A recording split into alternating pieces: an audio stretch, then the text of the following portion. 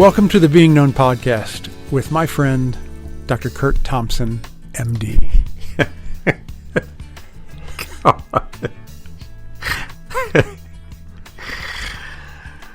Oh my gosh.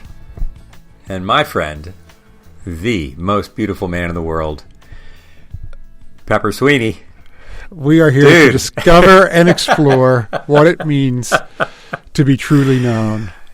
Hey, Kurt. Man. Hey, I'll just say, I am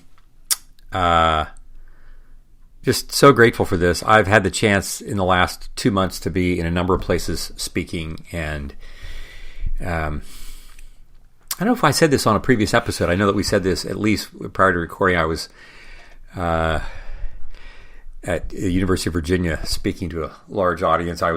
People were gathering, and before we get started, the first guy's sitting 20 rows up, and he says, "Hey, where's Pepper?" And people, every place I go, people want to know where. Like, they don't care where I am. They don't care that I'm here. They want to know, where's Pepper. Where's Pepper? Why? I've just had I've just had such. There's just been such an outpouring of gratitude for the podcast, for our relationship, for the three of us, you, Amy, me, our conversations. And I'm just so grateful for the opportunity to do this and to have such faithful listeners involved. And I've gotten, I don't know if you've heard, I've just gotten a lot of feedback about this particular season. Yeah. I'm just really grateful to have the opportunity to do that with you. Yeah, this has been, it's a longer season than we usually do. And what happened when we started digging into it, more things would come up, and things that we wanted to address and things that we wanted to talk about. And so I am very grateful for your teaching through this season. Personally, it has helped me and continues to help me grow to become a person who is looking to be a person of repair. It has been a new way of looking at things for me, and also just the idea of paying attention to repair on a daily basis has been very, very helpful in my personal life, in my business life. Like there's no place in my life where repair isn't something that needs to be set front and center. Yeah. So yeah. So today we are going to be speaking on ruptures and the limits of repair. So Kurt, take it away. Yeah. Well, I think to say that, I've received some comments, some emails we've gotten in from some folks who are, they're offering their reflections and questions around this item. And I think, over the course of the season, we have, if at the very least, I think we've tried to hint at, if not explicitly say, depending upon whatever context we're describing, whether it's marriage or the church, friendships, work, that there are those ruptures, those relationships, those systems in which, when ruptures occur, the nature of the system is such that not all parties are actually willing to repair. Right. And in fact, we, especially we who are Jesus followers, can be, we can have this sense that we have to do everything at all costs to maintain the relationship, to do everything we can to repair a rupture for however long it takes, no matter how long the other party is unwilling to enter into the repair of that rupture.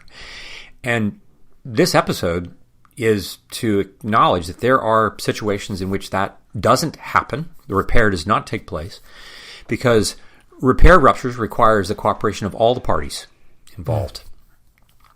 Ruptures can be caused by one party. Sometimes it can be both parties, but repair involves all parties.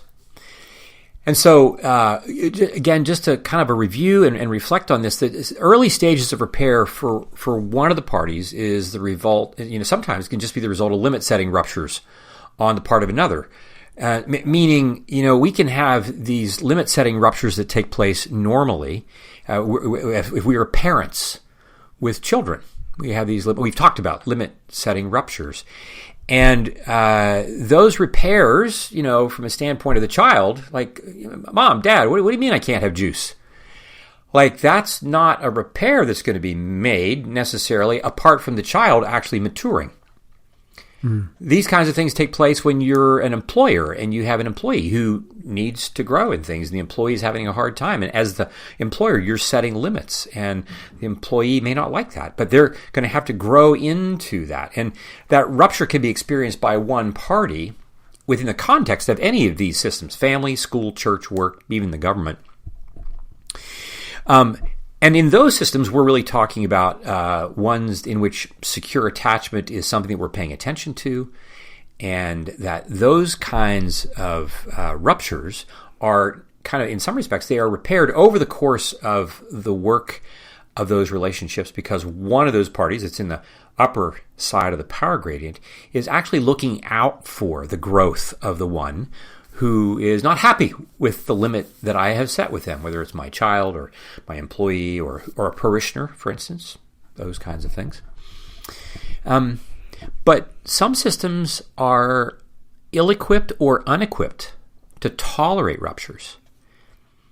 And so they don't imagine repair as being a necessary item of all systems. Remember, way back in the beginning of this series, we said that rupture, the effective repair of ruptures is necessary for the development of secure attachment. Through those limit-setting ruptures, benign ruptures, so repair of ruptures is a necessary element. But there are some systems that are not willing to, first of all, they're not aware that this is a necessary phenomenon. So they don't even necessarily see these ruptures as things that are ruptures, let alone do they see them as things that have to be taken into account and repaired. And it involves all those systems that we've just listed. But here we also very much want to remind ourselves that the initiation of repair of ruptures is primarily contingent upon the agency of those in the upper end of a power gradient. So when there's a rupture between a parent and a child, it is the parent's job to be attuned to and initiate the repair of that rupture, meaning approaching their child, whether their child is 6 or, if I've done something to the child, or if the child is 16 or the child is 26, if the child has done, if I've done, now by the time as they get older, they may be doing things that are actually creating rupture for which they are responsible, right? And as a parent, I'm still on the upper side of the power gradient. I want to initiate repair. So power gradient doesn't mean that I'm totally responsible for the repair, because remember, repair involves all parties, but I want to initiate that such that, like, if I'm the cause of it, I want to initiate that. But if they're the cause of it, I want to initiate that to the degree that they are actually able to come to the table and do that. And so then we also have to recognize that sometimes this isn't possible. In systems where the repair of ruptures is not a thing that we do, perhaps we're not a healthy system. We would say that might not happen. So the greater the health of the system, the greater is the capacity for this repair to be initiated by anyone in the system. So I would hope that by the time my kids are 26, I would hope our system in our family is healthy enough that if there's a rupture, either way, that, like, my kids can initiate it with me. We would hope that if we're in a church, that if a pastor does something to a parishioner, if somebody hurts their feelings. I had somebody who had an encounter with me at the last Connections conference that I did not remember, but this person reached out. They experienced what for them was a minor rupture, I would say, with me. I was completely unaware of this. But you know what? They emailed me and they said, and they were gracious, but they were also direct. I would love to have a conversation with you about this. So recently, I happened to be in their town. We had a conversation about this and it was a beautiful repair. But again, I'm the one who's in the upper side of the power gradient, but somebody else is initiating this, because hopefully we are creating a system in which we are expecting that, even no matter where we are in the system, that we can initiate that. But always, it is those in the upper, like it's always parents, it's always those in upper leadership who are like looking, making sure that we're creating an environment in where I'm going to be the one who I'm going to lead in this, create this for other people. The real challenge is when we have others who are unwilling to acknowledge or take responsibility for a rupture or participate in repair. And in our listeners, we have all kinds of situations that are like this. We talk about those who are in chronically what we might call rupture-bound or toxic relational systems. These can be, again, any of these systems that we've noted. It can be in a family. It can be a marriage. It can be adults, adult children of parents who are unable to do this. It can be in work-related situations. It can be in the church. So we're kind of chronically we are in these and of course it doesn't even have to be, awful single episode traumas or ruptures. Like they can just be small things over and over and over and over and over. How many times have I heard patients who talk about the way their mother or their father talked to the other parent in ways that were shaming, they were undermining, they were critical, in brief comments, but just over and over and over and over again. And this felt sense of the death of 1,000 cuts where shame is showing up in that way. Sometimes we will find that there are structural systems that exist primarily to maintain the system at the cost of the individual themselves. And so these systems themselves are necessarily decreating, they are disintegrating, and we need everybody in the system to behave. We need everybody in the system to maintain this posture of whatever the way the system is stable. And by stable, I don't mean that's a good thing, meaning that it's going to maintain its present posture. It's stable in that sense. It's not changing. But we're going to maintain its stability by maintaining the non-repair of ruptures. And then we have, larger systems that we would say that support subordinate rupture-bound systems. So you can have a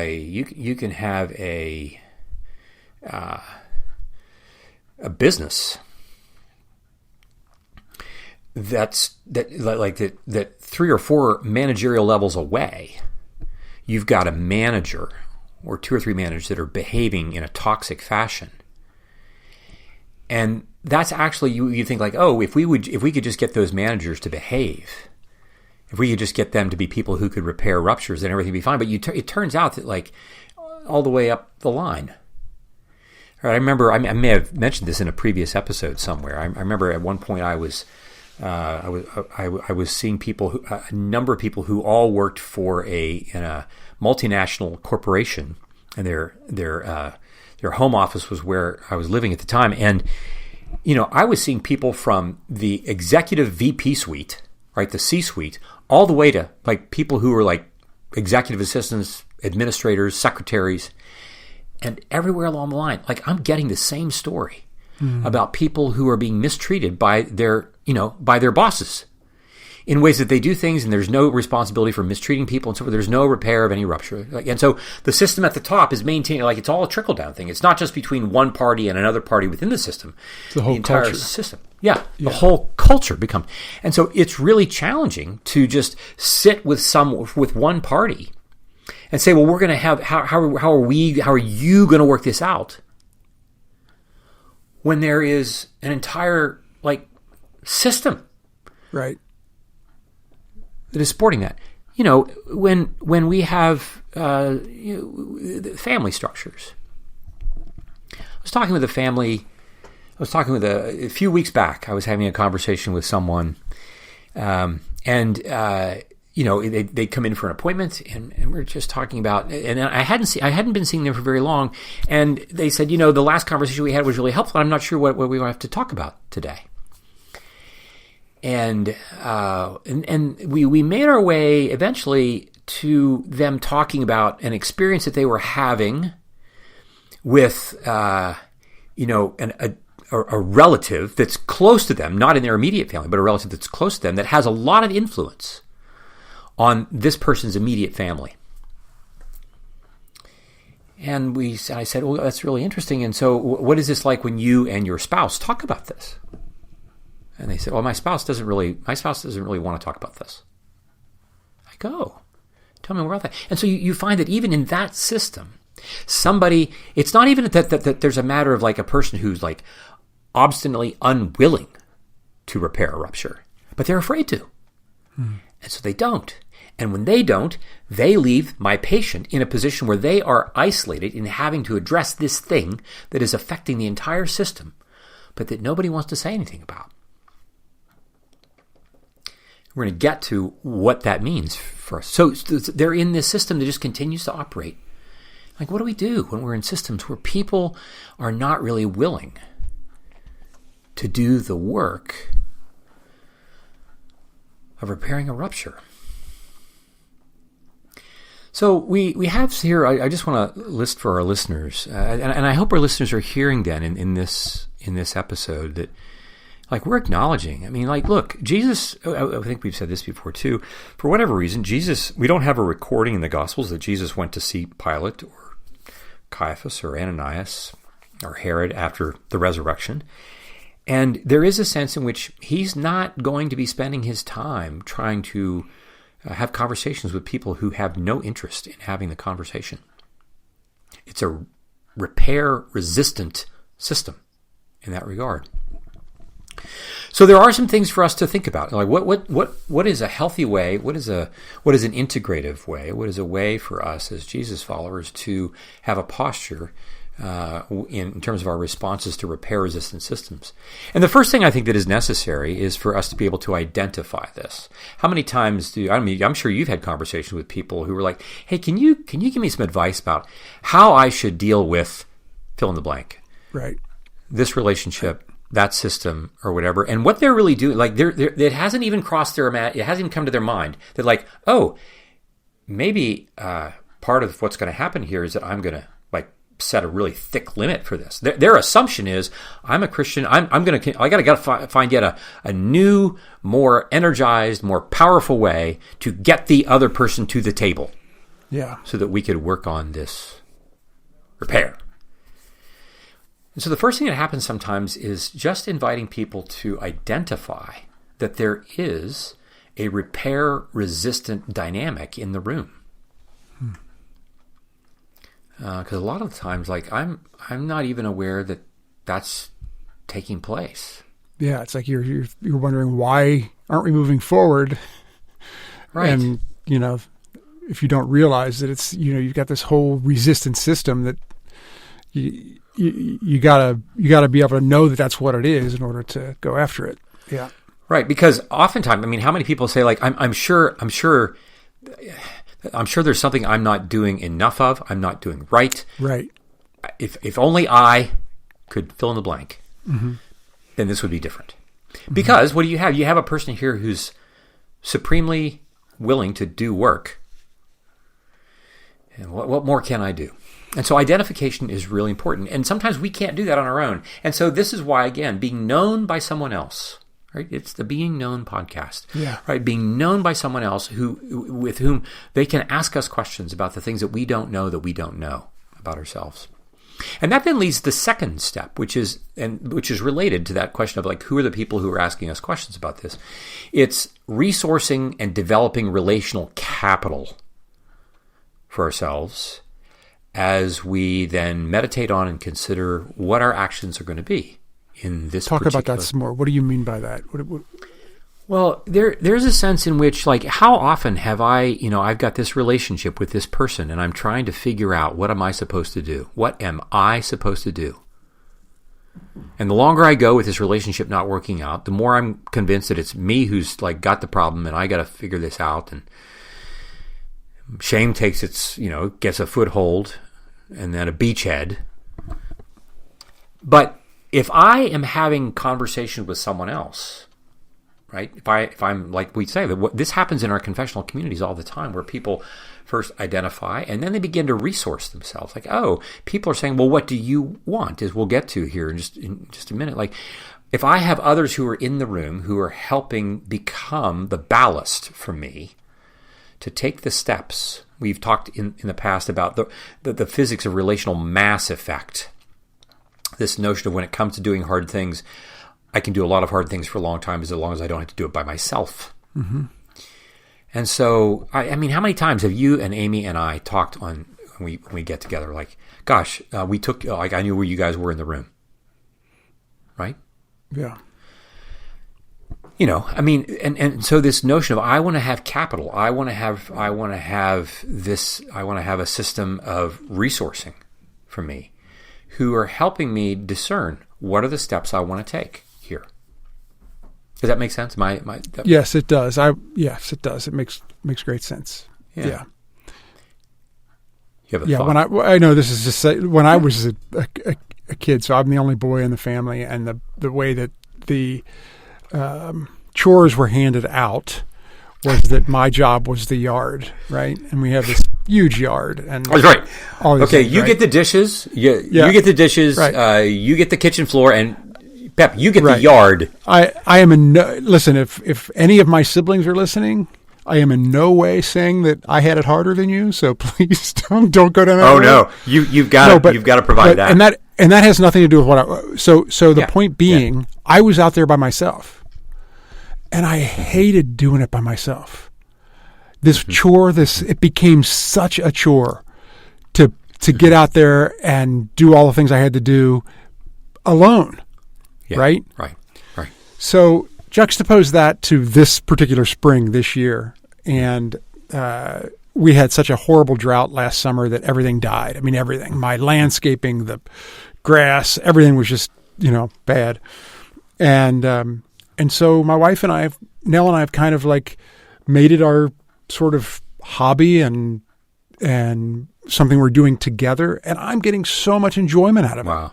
I mean, probably for the first time, can I say that I really have enjoyed doing this kind of thing, because it's always been in my mind, the thing that I had to do alone. Mm-hmm. And I'd be out there for hours and just, So just to reinforce that sort of relational capital there. Yeah. That's beautiful. It's beautiful. And so once we've identified that, okay, there is a potential like repair resistant situation, and I have gathered my resources. Again, remember, and we'll get to this a little later, like it's important to know that my resources are not intended to just simply be an echo chamber. Right. They're not intended to be people who just agree with me on everything that I want to say. These are people who also are willing to ask me good questions about the role that I have in this rupture, all the things, right? But then we come to a place where we want to name what we want. It's easy for us to complain about. It's easy for us to list my grievances about what the other party won't do and what they did do and done, all these things, without actually identifying what is it that I want. At the end of the day, what do I want with my parent? I'm an adult child. What do I want with my spouse? What do I want with my church? What is it that I actually want? Now, we might say, well, I want them to stop, popping me in the nose when I come in the kitchen. Or some emotional version of that, right? Yeah. I want them to stop behaving badly. We're not asking just what do you want them to not, what do you not want? What do you want? We've highlighted this before on our podcast. What is it that you long for? What's the outcome that you want? In order for us to be at the ready to name that as we enter into this. And then we get to a point where, if a person is not really willing to effectively come to the table, we begin to imagine, if they're not willing to do this, I want to have a deep and thick relationship with you. You're not willing to do the things that are necessary, even for us to have what I want. Then we begin to imagine limit setting. And these sometimes these limit settings are explicit. I have people who, their parents want them to be a certain way. And so they expect them to talk to them 3 times a week.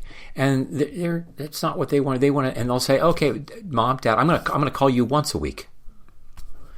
And their parents might want certain kinds of access to their inner life and all the things, but they know that their parents are not people who are actually able to do good repair or rupture work. And so you're going to say, Mom, Dad, I'm happy to talk about these things. These are things that we can't really talk about. We're not going to talk about those things. So we're being explicit about this. But sometimes we're just going to be implicit. I'm not going to because sometimes people, if we're going to be explicit, people don't, that makes them more upset. So I'm going to decide to talk to you once a week or once a month. I'm not going to say that's what I'm going to do. I'm just going to begin to do that. These are 2 different ways of doing the same thing because we're discerning in the process about again, what is it that I want? Do I want a relationship? Yes, I do. Perhaps I may want a relationship, but it may not be a relationship that is able to be at the depth that can tolerate the necessary flexibility and resilience to repair ruptures. Because if I'm going to have a relationship with somebody that's going to go deep, there are going to be ruptures. Yeah. I have people in my life who are on both sides of the sort of political spectrum, right? Way far to the left, way far to the right. And here I am stuck in the middle with you. But thanks.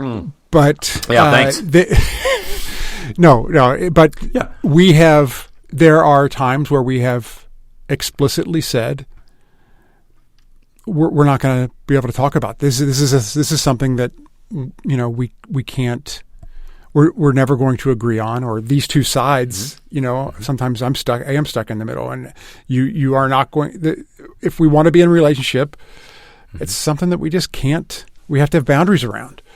And then there are times where, we just know implicitly that we don't need to go to those places if we want to continue a relationship. So. Right, and so we then say what we're going to do is we are going to practice becoming what I like to call flexibly adaptive. We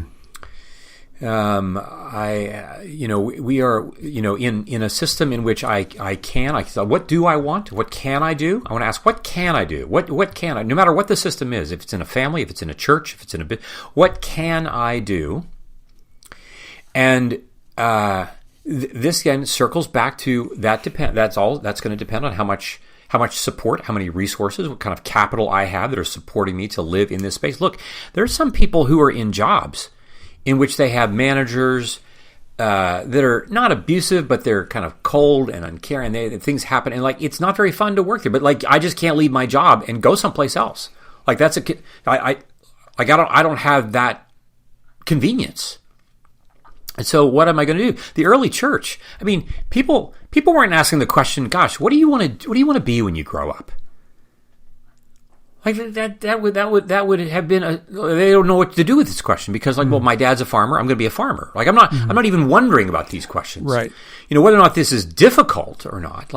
And so meaning that there are people who are locked into certain places where they suffer under duress with people who are not willing to repair ruptures, and it's not so easy to extract themselves, to which we would say, there is a certain kind of suffering that takes place. And this is where we as the church, what does it mean for us to be supportive of these things? Now, having said that, this is where, particularly in the church, it is incumbent upon us to be deeply aware that we are not that kind of a system. We are not the kind of system that is blind to ruptures that are taking place within our own doors. This is we talked before about, I think we talked at the start of this, that when we think about the church as a hospital, we have to bear this in mind. When we think about the church as a hospital, it means that some of the worst infections in the world are going to show up here. And they show up here because the sickest people in the world are in the hospital. And that's why it happens. And evil is not going to let the hospital, it's not going to let the church just do its own thing, uncontested. It's going to go to the very heart of the place where the gospel is intended to create beauty and goodness, and it will want to poison the well. The question is not then, is it going to happen? The question is, am I the kind of hospital whose medical staff, whose chief of staff, whose pastor is aware that nosocomial infections, like those caused by the very system itself, am I going to be somebody who's like aware of this and I'm going to be on the lookout for it? Yes, it'll happen, but when it happens, am I going to be moving toward repair? And if we are in a system where that's not happening, then we have to think about movement apart from that. And we say, when the system is unwilling to cooperate with the repair of ruptures, we thicken the limit that we're setting. But for me to thicken the limit sometimes is really difficult just to do it on my own, because I have an entire system that wants me to continue to cooperate with it. And so this is where the wisdom of others and the presence of others who are also being prayerful about this, in which I'm not just caving to the system, nor am I have to be careful. I'm not just saying like, oh, the system is bad, it's not giving me what I want, so I'm just going to leave. That is also it's fashionable in our culture these days, that if you do not completely agree with me, I can cancel you. Right. All right, this is one of the places in which social media has created its own weather pattern that's really challenging. You know, without social media, like half the stuff about what people think in the world, like 90% of it, like you would have no idea. So right. You're living in a neighborhood with people who think politically differently than you do, and you're talking about all kinds of things except politics. Right. You have no reason to be like angry or have a rupture in your head. Somebody posts something on Instagram or somebody posts something on Facebook and you suddenly have a rupture with somebody who's your next door neighbor that like you would otherwise have no idea that they're even thinking these things if we don't have this. And so what do? Oh, I retreat and go collect myself among all my people or someplace else so that I can maintain the rupture without going to my neighbor and saying, hey, can we have a conversation about what's happening here? Yeah. And so we recognize that these things require discernment. And it requires my capacity to move in one way or the other, right? I have, my wife, Phyllis, is, my goodness, I don't know anybody who is more gifted and skilled at being able to navigate ruptures. I mean, like real time. They're happening right now, and I've witnessed her navigate ruptures that happen publicly, involving her. And I'm like, this is like a masterclass, watching how she responds and how she moves. And this whole notion of discerning and judging, like discerning, like what am I going to do here in this moment, and then watch her do this over time. And I know that what she has taught me about, like how even in friendships, right, there can be some acquaintances and friendships that we have in which, you know, like how many of our listeners, like we have relationships with people in which we really enjoy this person up to a point. Or we enjoy people who want more of us than we can really, than what we want of them. And for us, it can feel like, well, it's an all or nothing thing, right? I'm either your friend or I'm not your friend. And, you know, my wife has taught me, actually, this is not binary. It's not like I am or I'm not. It's a matter like I'm going to create movement. I'm going to discern. What can I do? What do I want to have? And I can have what I want to have up to a certain point, because beyond that, when ruptures happen and that person is not able to enter into the repair work of the rupture, we say like, okay, fine. We're not going to enter into that kind of depth of relationship, because when we do, we know that we're going to have ruptures, but that's something you're not willing to get into. But I can have a relationship with you in which I can do this and this and this, but not these other things. And those aren't things that I necessarily even need to be explicit with the other party about, because the very nature of doing that is going to like create its own rupture that the other party isn't willing to repair. Is that making sense? Yes, totally. Yeah. Yep. And so all of this, we want to say all this, we have to have support in the presence of this resistance, right? If we're in any kind of a system, whether it's a friendship or a family or extended family or a business or, you know, working environment and so forth, we need support in order for us to live out the discerning process in the presence of this resistant system. And that supporting, discerning presence often comes from outside the system. Yeah. But we are continually discerning and judging, just like the arc of scriptures would help us discern. Like what does it mean for us to be in relationship with this party or that party? And so it's not like just a binary switch off or on, but like how am I going to have? And that, of course, takes more work. I'd love for all of life to be binary. I'm not going to be your friend anymore. Right. That adds to the end of the day, that takes far less work than for me to ask the question, how can I be your friend? Now, granted, there are some friendships in which ruptures happen where a party is not willing to repair, to which we would say, like, okay, I guess this means that we're not actually able to be in a relationship because you're not really willing to address this thing that is really a big deal to me. Right.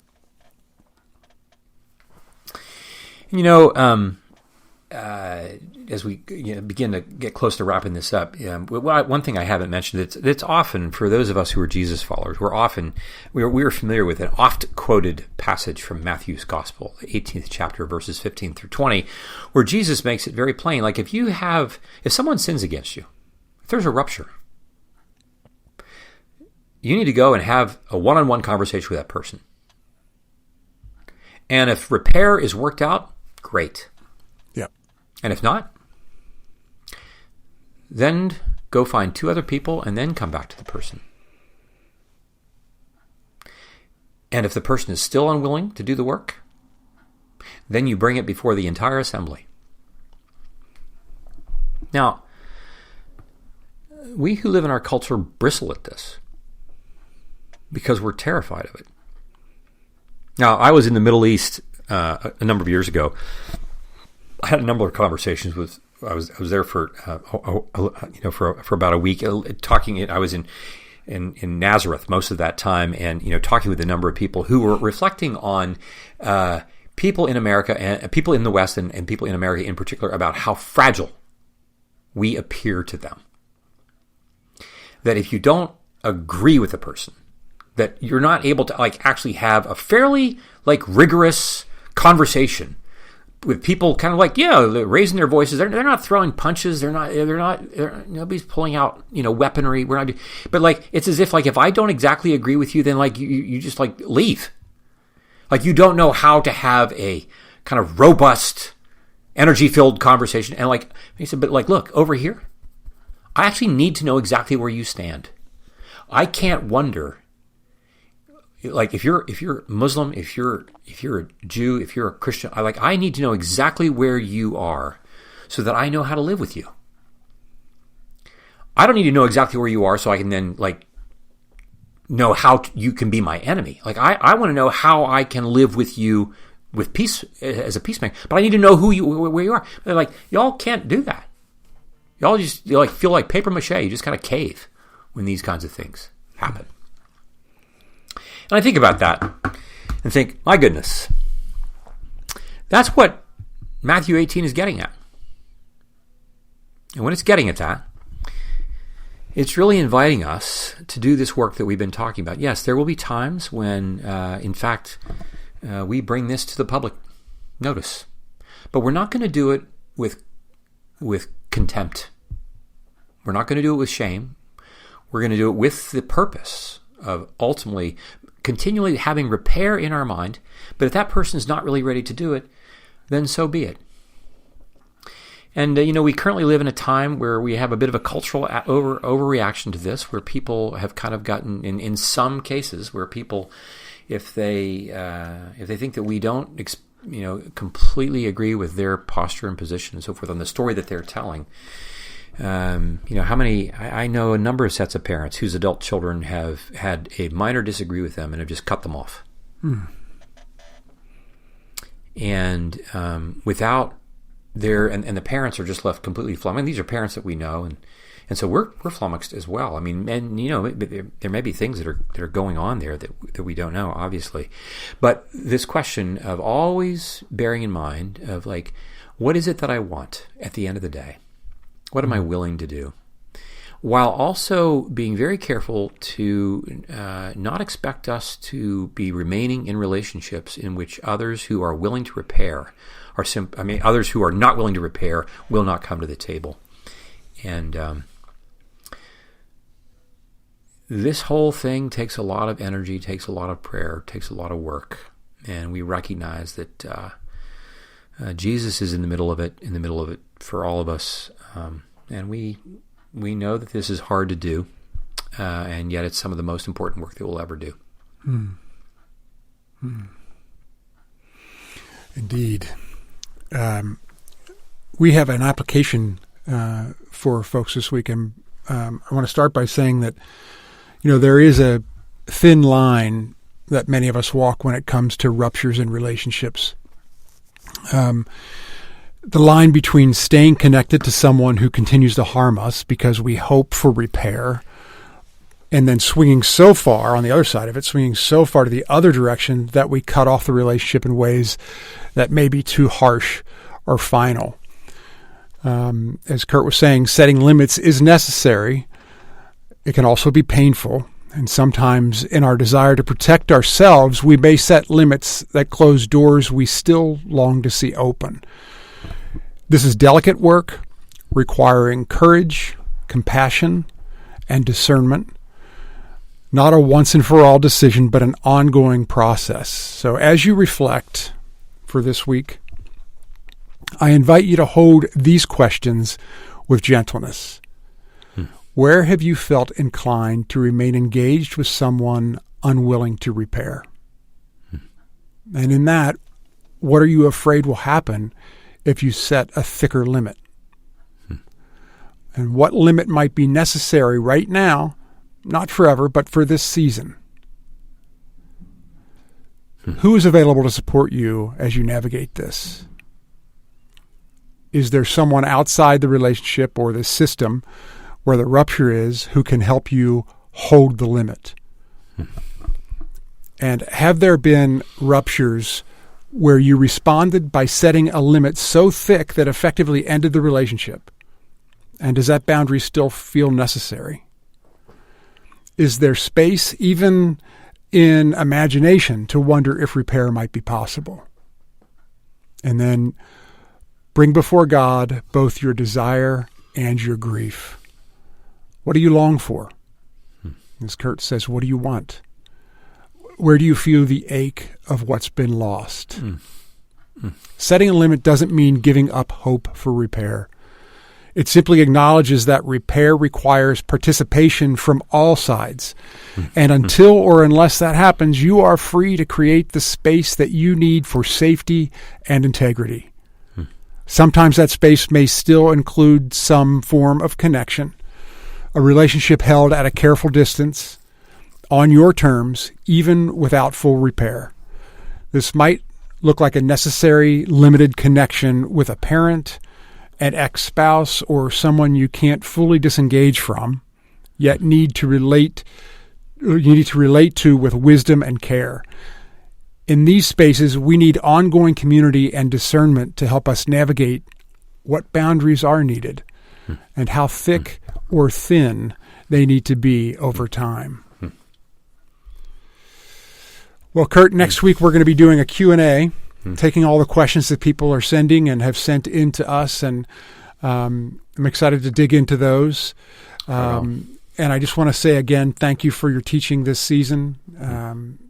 If we can all put these things into practice, and I think we will live better, fuller lives. And so thank you. Thank you so much. And thank you. We will see you next week. And for those of you who are joining us on YouTube, Amy is going to be with us, and she will be with us for the entire Q&A episode next week. So stay tuned for that as well. Right on. Love you, Kurt. Love you, man.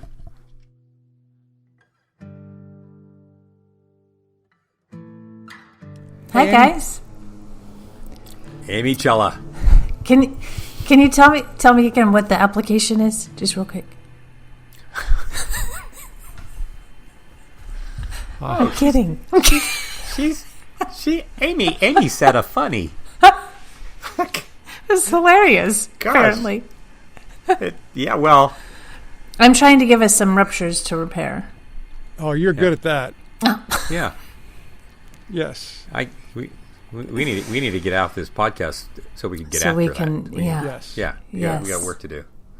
Okay, a couple of things stood out to me, and Kurt, you brought this up earlier in the season, and then a little bit at the beginning of this episode. But it was what kind of rupture and repair system we were raised in. And it just hits me again that, like, I will share mine. There's a 2-sentence, the one I was, don't bring it up. And if you do bring it up, apologize and change your behavior until I'm happy. So knowing, fabulous, for the win. Gosh. So I think that's, as I do repair work, one, identifying what our system was that we were raised in, and then just like being mindful of that as I go in to do repair work. Like my propensity, there will always be a propensity. I'll have the propensity to avoid it and apologize. Yeah, right. And that served me when I was 7. It doesn't serve me so well now. Yeah. Yeah. And then that this work is not hurried. Like as you two were talking about all the components and the fact that relationships are not binary, that, it is all or, if it were all or nothing, in some ways that would be easier. And Kurt, I think it might have been before we were recording or at some point you mentioned, like, if we're in a relationship with, if we have an ex-spouse and we share children, we are going to be in that relationship whether we want to or not. Right. And finding that place is hard work. Right. And that's a lifetime. Like, yeah. I think, as a newly minted grandfather, yes, one of the things, I'm delighted to be a grandfather of little Simon Curtis. But I think immediately what Phyllis and I are both aware of is how grateful we are for the relationship that we have with Simon's parents, our daughter and our son-in-law. I'm so grateful for that. And I've had, we have lots of encounters with people who their relationship with their parents are really difficult, but they want their parents to have a relationship with their own kids, right? That the parent, their grandkid, they want the parents to know their grandchildren. Right. But the parents don't behave well. The parents don't or the grandparents don't? I'm sorry. The grandparents. Right. The grandparents don't behave well. And like, how, this is tricky. This is tricky. Like, well, do I want my kids to stay over for the weekend? Am I with my parents who I think continue to like behave badly? Right. Like, how do we do this? And again, it becomes, the more urgent, the more anxiety I carry about this, the more urgently and the more swiftly I want to make a black and white decision. Just working to flexibly and adaptively, have these boundaries. And this is where support and resourcing from outside people for me is like so crucially important.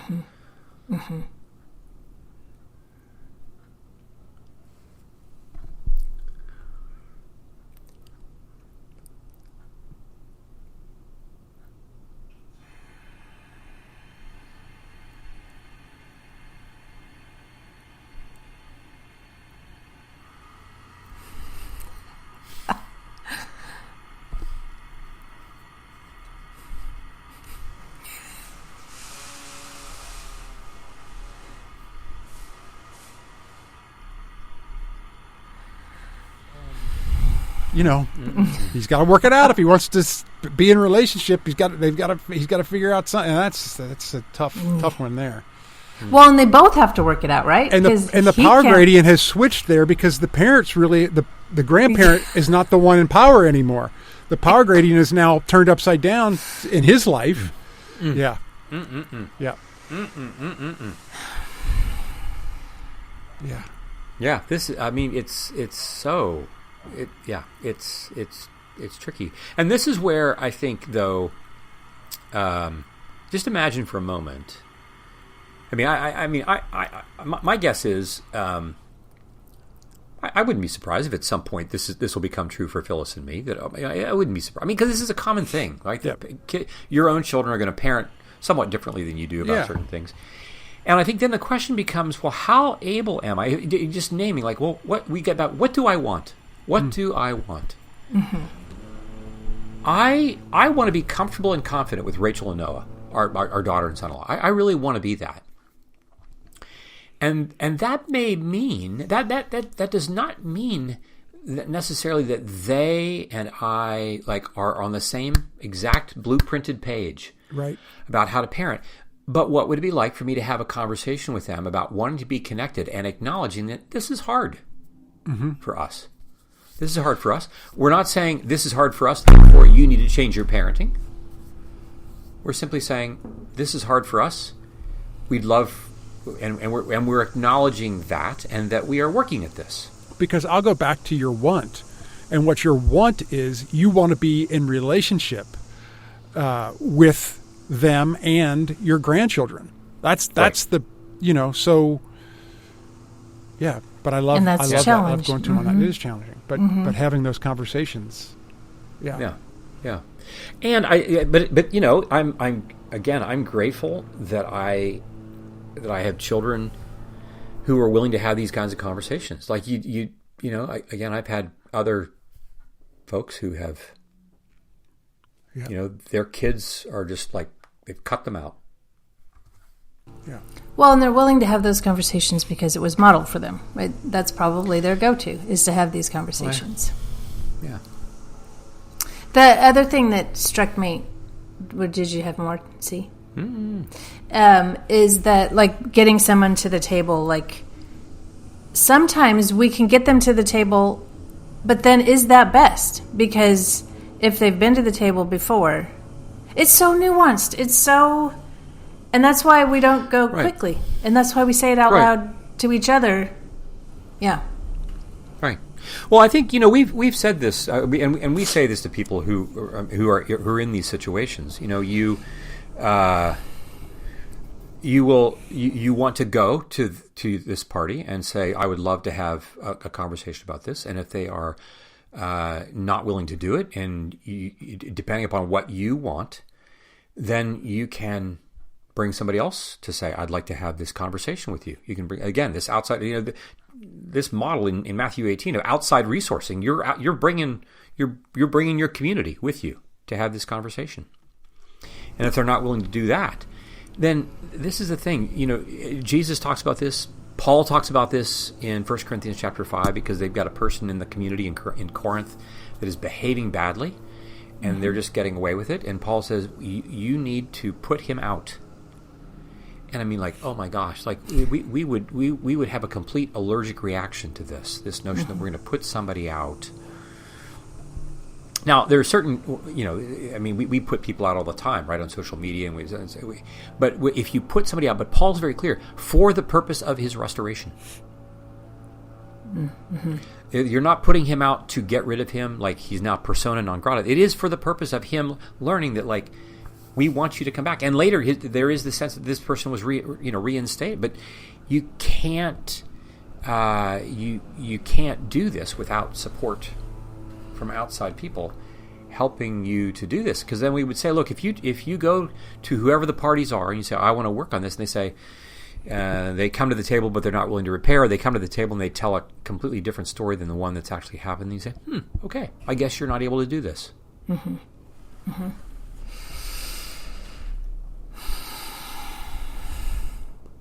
All right. Next week we have our Thanks, Q&A. guys. Yeah, right on. So, Kurt, you don't have to do any work this week. You just have to react when we're recording next week. You don't have to do any preparation. You finally get a week of no prep. Anyway, love you guys. Love you guys. Yep. See you next week. See you next week.